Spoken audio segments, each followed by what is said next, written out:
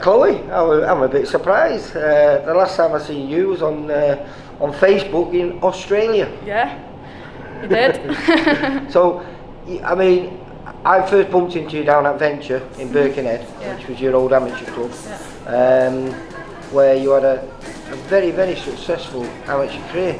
I think in 2017 you were saying it was gold at the Commonwealth. Yeah, it was. Where you and Masha represented the club. Me and Masha both come home with them Commonwealth titles, so that was good, and I felt like we did it together because obviously Danny Kelly was training us both. I was up in GB as well, where I was coming home and doing sessions with Danny and with Masha, so it felt like we were like on the journey together, and even though it was two different journeys, we both got there. Well, I think actually we had a show up at Prenton Park, and didn't you turn up, both of you, with your belts?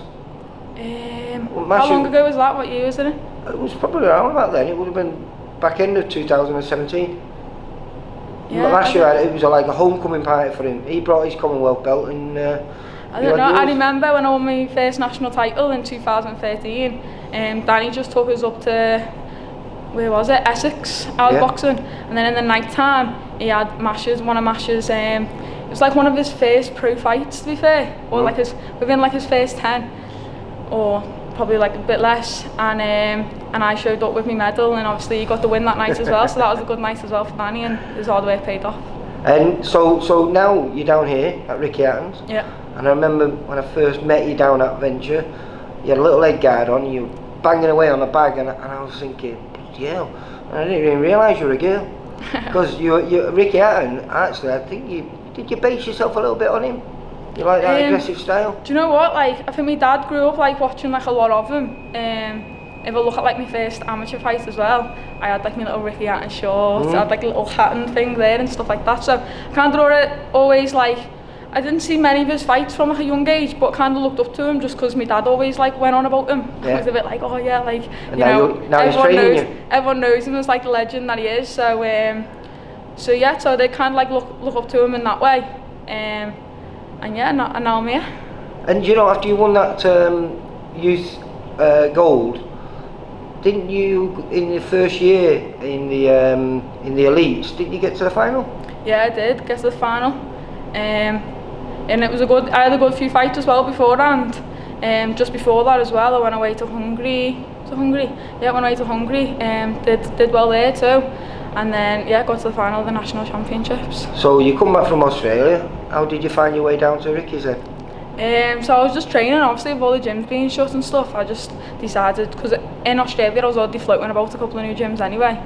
So and it was a good experience just to go into new gyms and see what the crack is and just see how they work and everything. And then when I come back, the gym that I was at, Birkenhead Venture, that was shut, so I went to a few different gyms and then ended up working my way to here, and I liked it. So how did you get an invite to come down here? Did you just turn up or what? So one of my dad's mates actually is quite close to Ricky, so he's been speaking to him like throughout like my whole like career basically, and just been like keeping him updated with like what I'm doing, where I'm at and stuff like that, and then just decided to come up and just see how things was, and then we just got on the pads and just hit it off. And said you're lucky.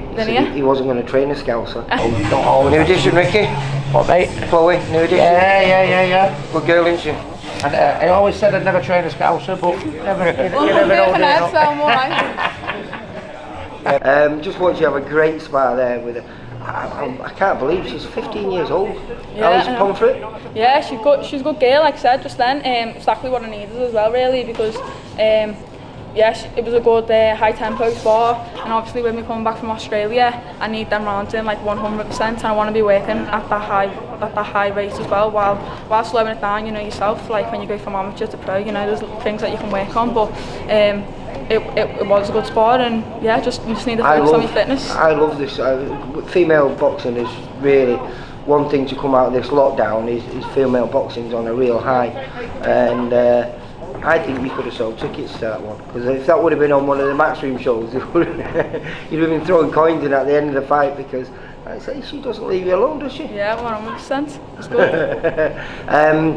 Has you got any plans then? Because I presume you're training here because you're amateur side, you're hanging up your shirt and going pro? Yeah, so I'm going pro, so just a waiting game, you know. Is Ricky going to manage you? Yeah, so it's just like people like behind Ricky, but yeah, part me and Ricky. So you find that, so the dream's coming true? Yeah, exactly. And any idea when that dream will start? I'm hoping I've kind of got a goal in my own head that I want to kind of get out at least twice before Christmas. Yeah. So so we'll see how that goes and just see what opportunities are there and see what's what. Might even see you on some of our shows then. Yeah, maybe. Chloe, it's been a pleasure, love. Thanks. You take care. Bye You bye. too. Bye. For all boxing info, news and latest interviews, amateur and pro, across the north, click and subscribe. VIP Boxing Promotions. Also Twitter, Instagram and Facebook.